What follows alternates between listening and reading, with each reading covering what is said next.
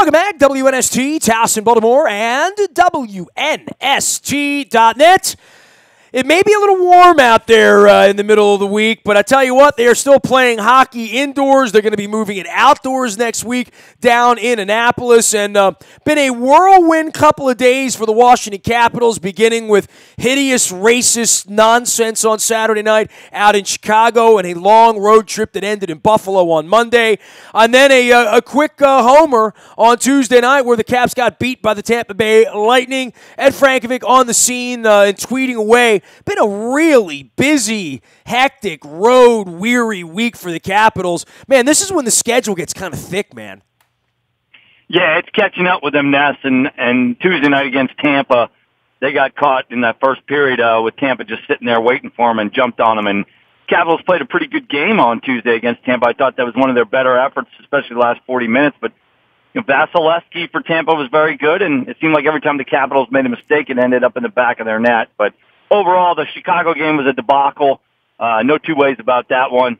They just weren't ready to play. But a 2-1-1 road trip, so you got to be pretty happy about that, other than the collapse in Winnipeg that we talked about last week. But now they head into a stretch here where they got to go to Florida, and then they're home on Saturday. So they got to pick up some wins because Pittsburgh's only a point back. The Capitals' game in hand is Thursday against Florida. And the Flyers are coming on despite having a bunch of goalie injuries and having to make a trade. Boy, they had a nice little period with some home cooking back in December and again in January, and then these road periods creep up. And look, they haven't had the bad health that maybe they've had in other years. I mean, they're a relatively healthy bunch, especially we're getting into the end of February here when you consider how many man games they've missed. And I know Oshie's still working his way back in as well. But I mean, they get home for a minute. Then they're back down to Florida. Then they're back for the Sabres for a minute. Then they're back out the. I mean, I think Trotz knew looking up that once that Detroit game came week after a Super Bowl, that this was going to be kind of a crazy little magic carpet ride for a couple of weeks, and you sort of knew this was not going to be the strength of their schedule to win a lot of games. They still got a West Coaster coming up in 2 weeks as well.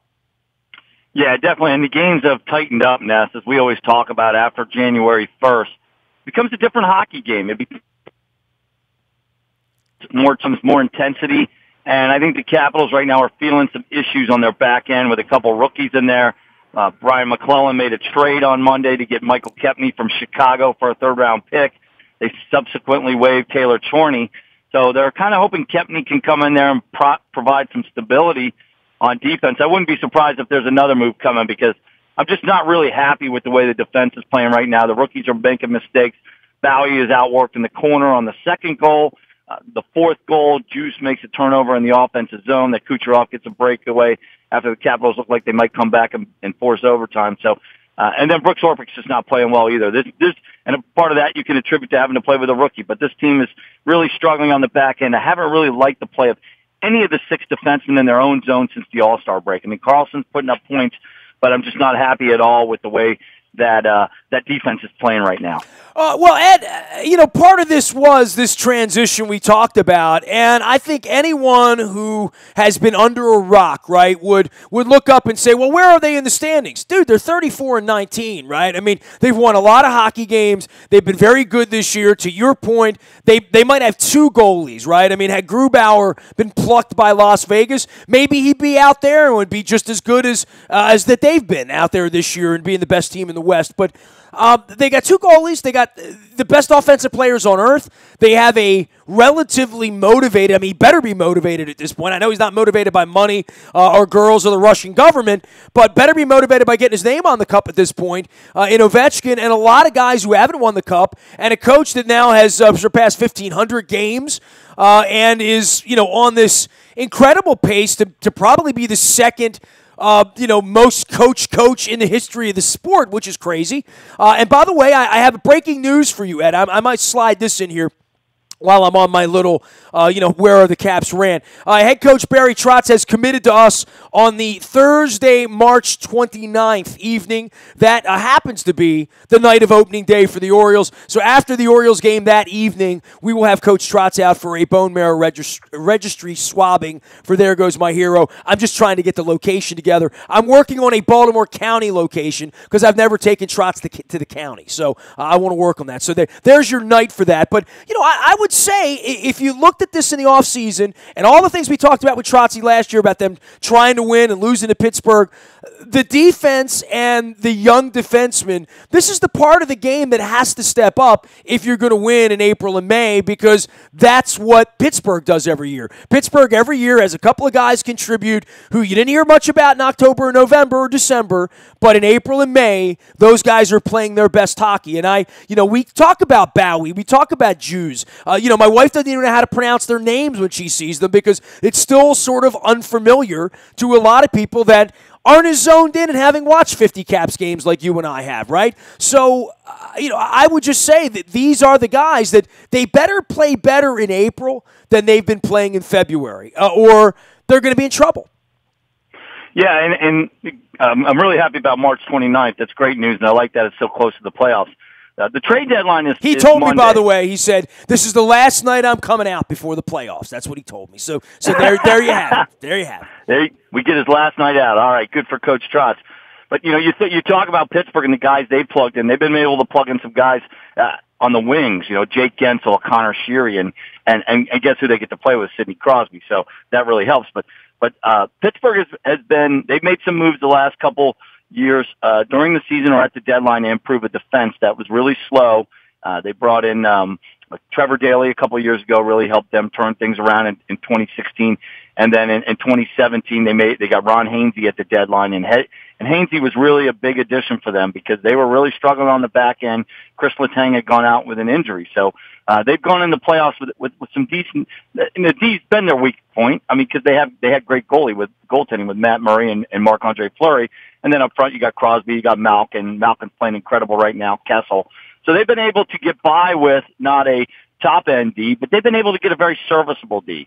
And the Capitals right now, but that D is really on the edge, Ness, and to try and go into the playoffs with 2D is very risky. You remember in 2016, the Caps went into the playoffs with basically two rookie D in Orlov and Schmidt, and that was something I asked Coach Trotz about when we had him out. I think we were up at Buffalo Wild Wings that year, and the coach was, we're going to try and go through with that, and they made some trades. They brought in Mike Weber. They didn't really use him properly. Maybe he was the wrong guy because he was a little slow for playing against Pittsburgh, but they got burnt on the back end against Pittsburgh in that series, and that's my concern. And I really think that McClellan has to find a way to bring another guy in because, maybe you can go with one of them in the playoffs, but I don't think you can go with two rookies and be successful on the back end of the playoffs. I think both of these guys are going to be very good NHL players. I think they both could be top 4D at some point. But, when you talk about Ovechkin, he wants to get his name on the cup. Backstrom, this team needs to win now. And Ovechkin is playing some great hockey. He's got 36 goals, leads the NHL. Another great goal on Tuesday night. Was dominant in that game against Tampa after he called Chicago the worst game of his career. And I think the whole team was about as bad as they could be that night. But I really think that they have to do something on that back end. And guys got to play better. Matt Niskanen is not playing very well. He's making a lot of bad backhanded passes. As well as a lot of money, by the way, too. I'll point that out with him and Orpik that, when they're making anything, they're being paid to be elite. Carlson ditto, right? I mean, literally, when your best players aren't playing well, especially on the back end, it makes it a whole lot harder on your goalie, and I think it makes it a whole lot harder on nights when you give up 7 goals in Chicago to talk about, where are these leaks coming from? They're kind of coming from everywhere, right? Yeah, it's not just the rookies, and the rookies have been the ones you see the most, but yeah, Carlson he needs to move his feet more in his own end. He's been great in the offensive zone. I don't know if it's because he's playing with Hughes, the rookie, a lot, and again with Orpik has been really bad. I mean, Orpik's been terrible the last several weeks, and I'm usually a fan of his play, but he has not played well. He takes a bad penalty late again on Tuesday. He's just not skating well, and I don't know if it's because he's playing with the rookie Bowie, and there's a lot of miscommunication, and the like I said, the intensity ramps up, and the game gets faster, and it gets harder to play, and he and Bowie as a pair, the goal they gave up in Chicago, the second goal that really kind of broke the backs of the Caps, they run into each other. And I put that one on Bowie because he needs to stay to his right and take his guy. But the rookies aren't helping these other guys, but the guys Orpik, Orlov, and Niskanen all got to be better. And I think Orlov's been the best defenseman overall all season, but he's had some chinks in the armor here lately. He's got to get his stick in the lane on the 2-on-1 on the first goal against Tampa on Tuesday. There's a lot of mistakes on the back end. They need more attention to detail back there. Just a lot of improvement needs to be made, and I really think some personnel moves need to be made by Monday, the 26th, when they have the deadline. Ed Frankovic joining us here. Here's our Caps historian. The Capitals, of course, like everyone else, sort of pointed at Monday and saying, here comes the trading deadline. Look, I know a lot of baseball nerds. I'm one of them. July 27, 28, 29, 30, we're kind of all hanging around our phones, and it's the busiest day of the year for Luke. That's not the day of free agency in the offseason for football, which is coming up in a couple of weeks. And, of course, we're going to be out at the Combine next week in Indianapolis, but I will be around on Monday, and I know Monday's one of those days, and you're in a work environment where you have to sneak in and out to take a look at your phone. Monday's going to be a pretty active day around the National Hockey League, and every team is looking for that one thing they need. And baseball, it's always pitching, right? Unless you have a specific need. But in hockey, it could be any number of things that could shake up some franchises on Monday. It used to be more of the wild, wild west. But, I can envision a scenario on Monday, certainly where the Capitals are going to be active, and I would think 15 or 20 teams are going to be active on Monday in some way. Yeah, it used to be a lot better, but the salary cap makes it much more difficult because you have to trade money out to bring money in or get teams to take on salary. And yeah, it's going to be active. The Rangers are reportedly blowing it up, so Rick Nash is available. Ryan McDonough's talked about being made available. They already trade Holden on the back end to Boston. The Flyers have already gotten a goalie because both their goalies are hurt, Brian Elliott and Michael Neuwirth. So they got Peter Mrazek from Detroit.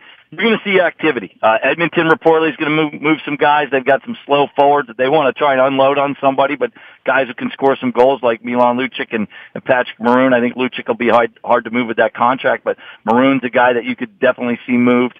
But there's a lot for the sellers. Capitals when they added Williams, right? I mean, when you add a guy in season that can be a difference maker, it really does shake things up. I mean, last year they went with Shattenkirk, right? That didn't work out so well. Yeah, I mean they brought him in to try and help their power play and maybe help their defense. They thought they were getting a 1 or a 2, and he really wasn't. And they gave up a lot for Shattenkirk. And Brian McClellan's on record on Monday or Tuesday out at the Naval Academy and saying, I'm not going to do that this year. You can't do that every year. But I think you really need to go out and find that Ron Hainsey type of defenseman that can bump some guys into the right spots. They're hoping Kempny could do that, but Kempny, he only played 31 games with Chicago, a team that's not really loaded on the back end. So you have a little bit of concern there. He can skate. He's pretty good in his own end, something this team needs. We'll see who comes out. My guess is Bowie, maybe the guy who comes out, and maybe Kempny or Jews goes and plays with Orpik on the third pair. Well, the Kempny thing was very preemptive, right? I mean, to get a week out, in front of it, this must have been the identification that this was the best they were going to do in the next week. That's probably why they pulled the trigger on it, right? Well, yeah, and they've been tracking this guy, and I think if you remember last year, they did make a move earlier in the week, but it mainly was for a Hershey guy. They got I forget the guy's name. They got him, played in Edmonton. It was a defenseman. No, Tom Gilbert. They ended up getting him from the Kings.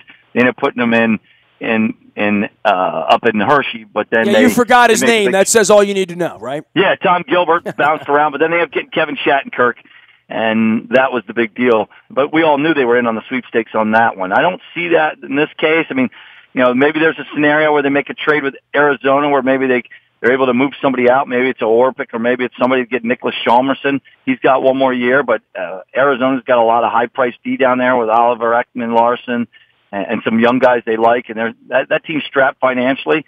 Could be a guy maybe in the mix. Certainly if they could get a guy like Chalmerson, that would bump up their top 4, and then they'd be in a lot better shape. I mean, they put themselves right in the mix if they could make a move like that. But they'd have to move something out or get Arizona to take on some salary to do that type of deal. He is Ed Frankovic. He will be monitoring all things Capitals. They play Thursday night in Florida against the Panthers down in Sunrise, one of my favorite rinks down there as the sun is setting. Hey, it's been in the 70s here this week. I'll take it. Buffalo at home on Saturday, then off to Columbus Monday, back home against Ottawa Tuesday. As I said, these games stacked on top of each other. Ed will be out there at Ed Frankovic, and of course, on Monday as we get up on the trading deadline, you'll want to be following him on Twitter as well. Ed, button up the chin strap. Man, we got baseball, we got football, we got combine next week, we got Sarasota stuff going on, as well as head coach Barry Trotz joining us on Thursday, March 29th. Circle that on your calendar. We'll have more details on that hopefully coming up next week. Eddie, take care of yourself, man. We'll check in on the other side probably Monday, talk some more hockey next week, okay? I look forward to it, Ness, and we'll get geared up for that Leafs-Caps game down at the Naval Academy that week. Outdoor hockey next week down at the the Navy Marine Corps. The Army people kill me for that, right? Navy Marine Corps Stadium down in Annapolis. Ed, have a good weekend, man. We'll see you soon. Hey, all the best, Ness. Thanks as always. On Frozen Pond, he is Ed Frankovic. You can find him, Ed, at WNST.net, out at WNST.net. You can find me in the BuyAToyota.com audio vault 24 hours a day from anywhere in the world on your mobile device by downloading the TuneIn Radio app. We do come in crystal clear from anywhere in the world. Our morning newspaper ships directly to your email inbox. All the Luke stuff, our stuff, videos, audio, all the cool stuff we're doing. Rob Halford this week, Michael Schenker. We've had some book authors on. We're mixing stuff up around here. We're not sticking to just sports, and that's the way we're doing it. It's all brought to you by Planet Fitness and PlanetFitness.com. Go check out the morning newspaper. That's all sports. I promise you that. Our WNST tech service still breaks all the breaking sports news first. It's all brought to you by Coons Ford of Security Boulevard, and Dennis will be here on Thursday from 3 until 5, driving you home. It is the SSV on WNST. Nasty at WNST.net finds me. I live in social media like all of the rest of you. Facebook, Twitter, LinkedIn, Snapchat, Instagram, streaming live on our Facebook Live, as well as our YouTube WNSTV channel. We are WNST.net, AM 1570, and WNST Towson, Baltimore, and we never stop talking Baltimore sports and whatever we want.